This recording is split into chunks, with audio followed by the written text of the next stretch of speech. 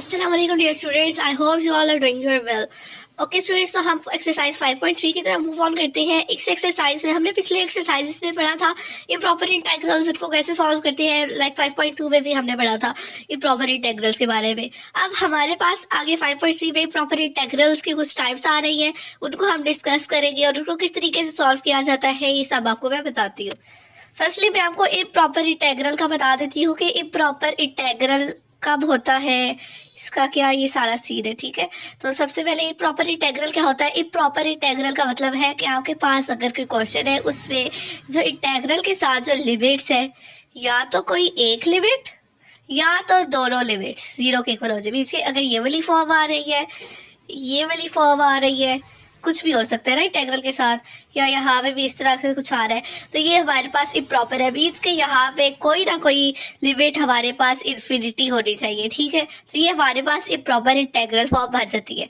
ठीक है, ओके हमारे पास क्वेश्चन में कह रहे हैं determine whether following improper integrals converge, evaluate the integrals that converge. अच्छा, हमारे पास बात क्या कर रही है कि हमारे पास कुछ इम्प्रॉपर इंटेग्रल्स दिए हुए और पूछ रही है कि क्या वो कन्वर्ज कर रहे हैं, कन्वर्ज कर रही है, और अगर कर रही है तो उनको इवेलुएट करें, उनका सोल्यूशन करें। ठीक है, तो हमें सॉल्व करके पता चलेगा कि ये हमारे पास इंटेग्रल जो गिवन है, प्रॉपर इंटेग्रल ये कन्वर्ज कर रही है। कन्वर्ज नहीं करेंगे तो ऑफ कोर्स वो डाइवर्ज करेंगे। तो हमारे पास इंटेग्रल्स कन्वर्ज कब करते हैं और डाइवर्ज कब करते हैं, ये मैं आपको बताती हूँ। कन्वर्ज तब करते हैं कि हमारे पास आफ्टर सोल्यूशन कोई हमारे पास विदाउट इन्फिनिटी जो है अगर हमारे पास ना आए, तो हम कह सकते हैं कि हमारे पास जो इंटेग्रल है वो कन्वर्ज कर रहा है। हम उसमें स्टेटमेंट लिख देंगे हेंस गिवन इंटेग्रल कन्वर्ज। ठीक है, और अगर हमारे पास इन्फिनिटी आ जाता है, ठीक है, तो हम कह देंगे कि गिवन इंटेग्रल डाइवर्ज। ठीक है, यहाँ पे हमारे पास कोई भी कांस्टेंट आ सकता है या हमारे पास ई आ सकता है, कोई भी अगर इन्फिनिटी के अलावा कोई भी वैल्यू आ जाए तो हमारे पास हमारा गिवन इंटेग्रल कन्वर्ज करता है। ओके, अब हम क्वेश्चंस की तरफ मूव ऑन करते हैं। ओके स्टूडेंट्स, तो क्वेश्चन नंबर 1 में हमारे पास है इन लिमिट कहाँ से जा रही है, 0 से इन्फिनिटी, इंटेग्रल ऑफ ई की पावर -x dx। ठीक है, तो यहाँ पे मैंने अभी आपको बताया कि ये प्रॉपर इंटेग्रल कब होता है कि जब हमारे पास कोई भी लिमिट 0 आ जाए। ठीक है, तो यहाँ पे सॉरी इन्फिनिटी आ जाए, तो यहाँ पे हमारे पास एक लिमिट इन्फिनिटी बन रही है, तो हम कह सकते हैं हमारे पास प्रॉपर इंटेग्रल है। तो यहाँ पे जो क्वेश्चन 1 है, यहाँ पे हमारे पास ये हमारे पास प्रॉपर इंटेग्रल्स मैंने पहले पढ़े थे। अब यहाँ पे प्रॉपर इंटेग्रल्स की कुछ टाइप्स आ रही है। तो जो क्वेश्चन नंबर 1 है ये हमारे पास टाइप 1 है, और टाइप 1 में हम लोगों ने कहा था कि अगर हमारे पास कोई क्वेश्चन है जिसमें लिमिट 1 से इन्फिनिटी में से कोई भी कांस्टेंट हो सकता है ना, 0 है या इन्फिनिटी, मतलब एक इन्फिनिटी होना चाहिए। F of x D x है, तो हम इसको किस तरह से लिखेंगे इवेलुएट करने के लिए, limit t approaches to infinity और लिमिट आ जाएगी 1 से टी। ठीक है, जो हमारे पास इन्फिनिटी है इसको हम चेंज कर लेंगे टी के साथ, क्योंकि टी अप्रोच कर रहा है ना इन्फिनिटी को, और साथ आ गए गिवन फंक्शन। तो यहाँ पे हमने क्या किया है, सेम इसी तरह इसी फॉर्मूला कह लें इसको या जो भी कह लें टाइप 1 के थ्रू हम कह सकते हैं कि limit t approaches to infinity, limit कहाँ से हो जाएगी 0 से टी की तरफ, और हमारे पास फंक्शन क्या है, e की पावर -x dx। अब सिंपल हमने क्या करना है, इसको इवेलुएट करना है। सबसे पहले हम इंटेग्रल को सॉल्व करते हैं, लिमिट साथ एच डी आएगी, e की पावर -x की जब हम इंटीग्रेशन करते हैं तो क्या होता है कि हमारे पास e की power -x as it is, और साथ में जब इसका डेरिवेटिव लेते हैं तो साथ मल्टीप्लाई हो रही होती है चीज। तो जब e की पावर -x का डेरिवेटिव लेंगे तो वो क्या आएगा, e की पावर -x इंटू -1। तो जब यहाँ पे इसका इंटीग्रेशन करते हैं, इंटीग्रेशन में चीज डिवाइड में जाती है, तो डिवाइड में आके -1, और साथ लिमिट इज 0 से t एज इट इज। यहाँ पे हमने क्या किया है कि यहाँ पे ई माइनस को ऊपर ले गए, तो हमारे पास ये मीन्स कि हमने इसको सॉल्व करना है, लिमिट पुट करनी है, तो हमने इसको थोड़ा सा सिंप्लीफाई कर दिया कि क्या किया, माइनस ऊपर ले गए की पावर -x और साथ लिमिट्स आ गई है। अब क्या किया है कि हमने लिमिट्स पुट कर दिया। लिमिट कैसे पुट होती है, अपर लिमिट क्या है टी, एक्स की जगह क्या पुट हो जाएगा T, upper limit minus lower limit is 0, x की जगह 0। ठीक है, अब e की पावर -t है, इसको मैंने क्या किया है कि e की पावर t को इसको नीचे ले आई हूँ। ठीक है, ताकि सॉल्व करने में आसानी हो। ओके, यहाँ पे हमारे पास -1 ओवर e की पावर t आ गया है। माइनस माइनस प्लस, किसी भी चीज़ की पावर 0 हो तो वो किसके इक्वल आती है, 1 के। यहाँ पे हमने क्या किया है कि लिमिट यहाँ पे अप्रोच कर थी t अप्रोचेस टू इन्फिनिटी, तो t की जगह हमने इन्फिनिटी को अप्रोच करवा दिया है, तो -1 ओवर e की पावर इन्फिनिटी +1 आ गया है। अच्छा, -1/e⁻∞ इक्वल होता है 0 के, तो 0 + 1 = 1, ठीक है। तो ये हमारे पास किसके इक्वल ये हमारे पास 1 आया है, कोई मतलब कि कांस्टेंट आया है, इन्फिनिटी नहीं आया, तो हम कह देंगे has given integral is convergent या कन्वर्जेंस, ठीक है। होप्स आपको क्वेश्चन नंबर 1 अच्छे तरीके से अंडरस्टैंड हो गया होगा। नेक्स्ट क्वेश्चन नंबर 2 की तरफ हम मूव ऑन करते हैं। क्वेश्चन नंबर 2 में भी हमारे पास सेम है इसी तरह का कि हमारे पास एक जो लिमिट है वो इन्फिनिटी को अप्रोच कर रही है और नीचे हमारे पास 0 है और e⁻⁻x sin x dx। यहाँ पे अगर देखा जाए तो हमारे पास दो फंक्शंस आ गए हैं, एक ये और एक ये। तो हम क्या करेंगे, इसके ऊपर क्या लगेगा, दो फंक्शंस आ रहे हैं, मल्टीप्लाई हो रही है, तो इसके ऊपर हम लगा सकते हैं प्रोडक्ट रूल, ठीक है। प्रोडक्ट रूल लगाएंगे, first function as it is derivative of second function. अच्छा, यहाँ पे अगर आप e⁻⁻x sin x को, जिसको भी अगर आप आइलैंड के अकॉर्डिंग, हमारे पास वैसे तो sin x तो है, हमारे पास u बनता है, लेकिन यहाँ पे मैं क्या कर रही हूँ कि मैंने e⁻⁻x को ले लिया, इससे हमारे सोल्यूशन पे कोई भी इफेक्ट नहीं पड़ा। आप चाहे तो ले सकते हैं, लेकिन मैंने यहाँ पे e⁻⁻x को u कंसिडर किया। ओके, तो हमारे पास u as it is integration of v minus double integration of v d/dx u dx, ठीक है। अब यहाँ पे हमने फार्मूला ओपन कर लिया है, फर्स्ट फंक्शन वो second function as it is वाला। उसके बाद क्या किया है, यहाँ पे हमने e⁻⁻x और यहाँ पे sin x का डेरिवेटिव हमारे इंटीग्रेशन हमारे पास होती है -cos x। तो मैंने -cos x की इंटीग्रेशन कर ली, माइनस ये वाला इंटीग्रल एज इट इज लिख रखा और d/dx e⁻⁻x, e⁻⁻x का डेरिवेटिव क्या होगा, -1 e⁻⁻x, तो -1 लिखे ना लिखे बात एक ही है, और sin x की इंटीग्रेशन -cos x dx, ठीक है। यहाँ तक हम आपको इंशाल्लाह जरूर समझ आ गया होगा। नेक्स्ट हमारे पास क्या है, माइनस जो है ये हमारे पास, सॉरी यहाँ पे ये माइनस डी है, ठीक है, ये वाला माइनस नहीं है आपके पास, ये स्टार्ट में आ गया -e⁻⁻x cos x माइनस। अब यहाँ पे हमने क्या किया है कि यहाँ पे हमारे पास आ रहा है -cos x e⁻⁻x। अगेन यहाँ पे हमारे पास प्रोडक्ट रूल लग रहा है, तो हमने यहाँ पे डायरेक्ट क्या अप्लाई कर लिया है, प्रोडक्ट रूल। प्रोडक्ट रूल मैंने डायरेक्ट इसको सॉल्व करके लिख लिया है। अच्छा, मैंने कंसीडर किया है u e⁻⁻x और v cos x को, तो u एज इट इज आ गया, integration of v cos x की इंटीग्रेशन हमारे पास होती है sin x, ठीक है। अब यहाँ पे हमारे पास क्या है, minus double integration of v d/dx u। तो मैंने यहाँ पे डायरेक्ट इसको सॉल्व करके लिखा है, मैं आपको करके दिखा देती हूँ। ठीक, तो हमारे पास ये था ना, तो मैंने क्या किया है, u as it is, u हमारे पास u e⁻⁻x है, तो क्या होगा, u as it is integration of v minus double integration of v d/dx u, ठीक हो गया। ये इस तरह से सॉल्व हुआ है। अब क्या हुआ है, -e⁻⁻x cos x की इंटीग्रेशन हमारे पास क्या होती है, sin x होती है, तो cos x की integration sin x minus as it is और sin x, ठीक है, माइनस एक इंटीग्रेशन cos x की इंटीग्रेशन sin x अभी हमने की है d/dx e⁻x। तो जब इसका डेरिवेटिव लेंगे तो कैसे लेंगे, अच्छा डेरिवेटिव कैसे लेते हैं, e⁻⁻x एज इट इज, ये माइनस तो है, ये हमारे पास कांस्टेंट बिहेव कर रहा है, इसको मैंने बाइट कर लिया है, और -x का अगेन डेरिवेटिव क्या आएगा, -1, तो माइनस माइनस प्लस e⁻⁻x, ठीक है। ये हमारे पास e⁻⁻x का डेरिवेटिव आ रहा है, तो साथ e⁻⁻x as it is d of x। यहाँ से हमारे पास क्या बचेगा, equals to minus minus plus sine x e⁻⁻x माइनस यहाँ से क्या हो जाएगा, इंटीग्रेशन। तो ये हमारे पास यहाँ तक, इसको मैंने आपको सॉल्व करके दिखा दिया। अब नेक्स्ट हमारे पास पीछे भी तो फंक्शन चलता आ रहा है, मैं आपको अभी दिखाती हूँ।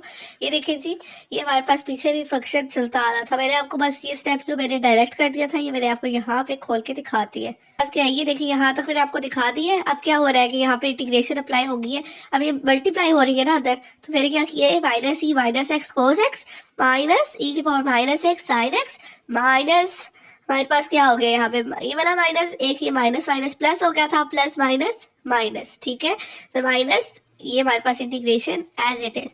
अब यहाँ पे अगर आप गौर करें तो e⁻⁻x sin x ये dx, ये हमारे पास क्वेश्चन बन गया है, तो यहाँ पर हमारे पास इसको हम i के इक्वल लेट करते हैं, तो यहाँ पे मैंने इसकी जगह i लिख दी है, अब यहाँ पे क्या हुआ है कि यहाँ पे भी तो आई हमारे पास चलता आ रहा है, आई और यहाँ से माइनस है, दूसरे जाके प्लस होगा तो आई प्लस आई 2i, और ये साथ सारा फंक्शन एज इट इज आ जाएगा।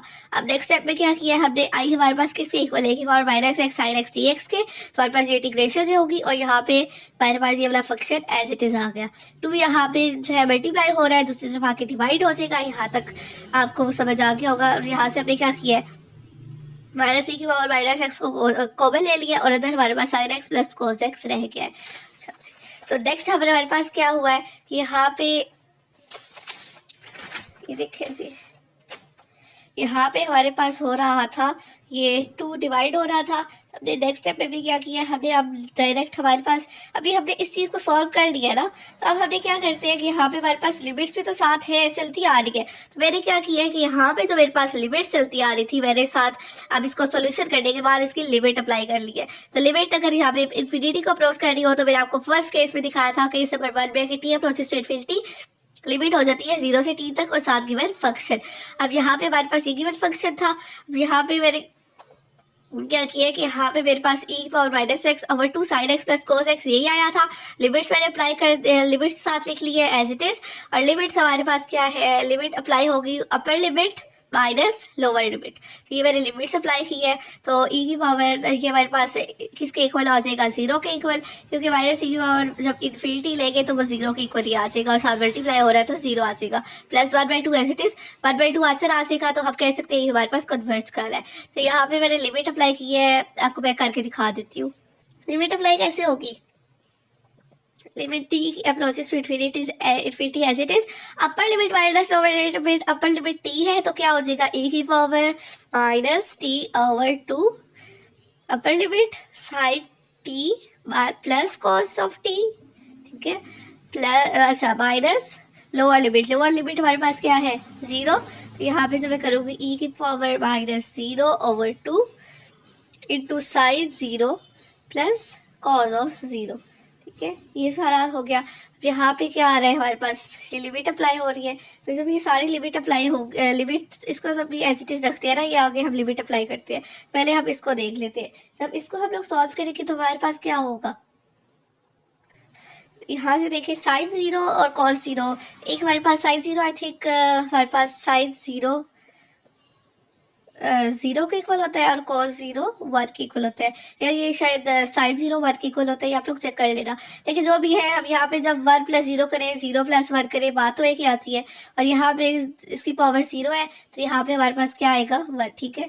तो इसके कैसे होगा, माइनस इसकी पावर 0 है तो 1 के इक्वल आ जाएगी, और 0 + 1 1 डिवाइडेड बाई 2, ओके। तो यहाँ पे जब हमारे पास आएगा तो क्या आ जाएगा, -1/2, माइनस नहीं प्लस आएगा, क्योंकि यहाँ पे देखिए -0 पावर ई की पावर -0 किसके इक्वल आएगी। वैसे अगर ई की पावर 0 होती है या किसी भी चीज़ की पावर 0 होती है तो 1 के इक्वल आएगी, लेकिन यहाँ पे हमारे पास माइनस भी आ रहा है तो -1 के इक्वल आती है, ठीक है।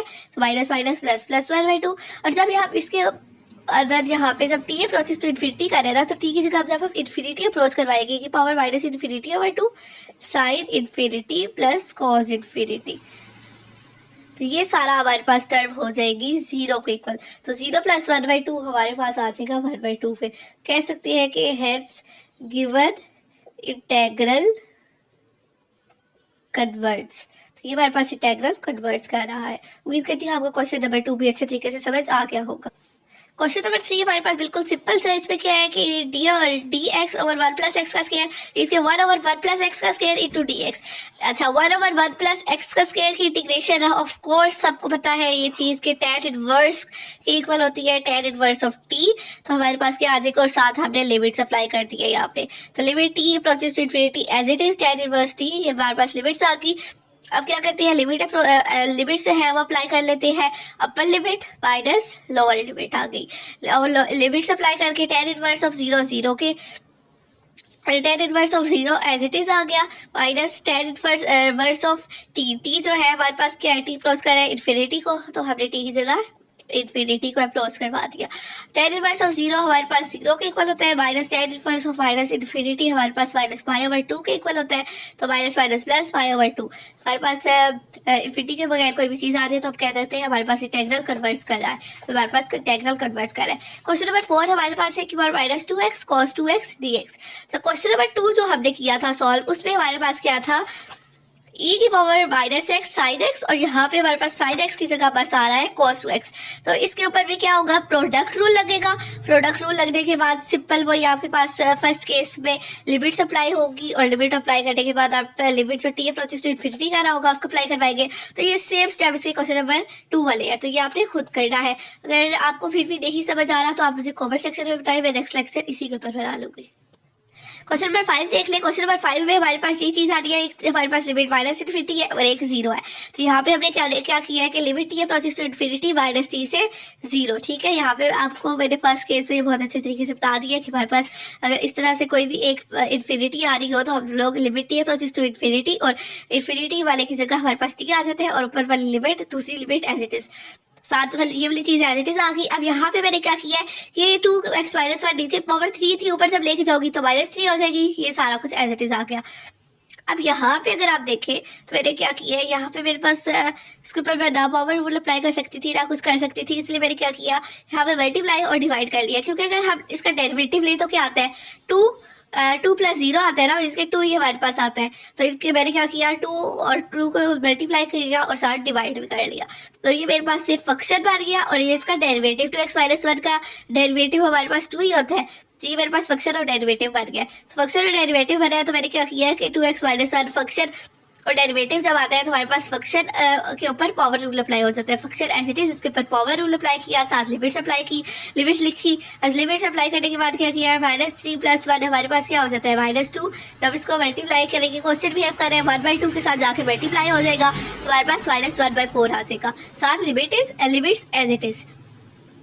अब यहाँ पे हमारे पास -2 है, तो क्या किया, यहाँ पे इसको नीचे ले गई हूँ, नीचे लेके गई हूँ तो x माइनस वन की पावर 2 हो गई है। अब क्या करेंगे, यहाँ पे लिमिट्स अप्लाई कर देंगे। लिमिट्स अप्लाई कैसे करेंगे, अपर लिमिट x की जगह हमारे पास क्या आ जाएगा, 2 ऑफ 0 0 -1 का स्क्वायर, और जब माइनस करेंगे लोअर लिमिट तो 2 ऑफ -t -1, तो ये हमारे पास ये चीज़ आ जाएगी। उसके बाद क्या करेंगे, यहाँ पे हमारे पास फार्मूला ओपन हो रहा है, फार्मूला ओपन करेंगे, एलसीएम लेंगे, तो यहाँ पे हमारे पास ये वाली चीज़ आ जाएगी। फिर हमने क्या किया, 1/4 लिमिट टी अप्रोच कर रहा है इन्फिनिटी को, तो यहाँ पे जब हम इन्फिनिटी का अप्रोच करवाएंगे तो ये वाली टर्म हमारे पास 1/इन्फिनिटी बन जाएगी। टी की इन्फिनिटी का स्क्वायर इन्फिनिटी, तो ये सारी टर्म हमारे पास इन्फिनिटी हो जाएगी। 1/इन्फिनिटी इक्वल होता है 0 के, तो ये जब हम मल्टीप्लाई करेंगे तो -1/4 आंसर आ जाएगा। तो हम कह सकते हैं हमारे पास इंटीग्रल कन्वर्ज कर रहा है। कहती हूँ आपने क्वेश्चन नंबर 1 to 5 ऐसे तरीके से अंडरस्टैंड कर ली होगी। अगर कोई भी कंफ्यूजन है तो आप कमेंट सेक्शन में जरूर मुझे मिलते हैं नेक्स्ट लेक्चर में, तब तक के लिए अल्लाह हाफिज।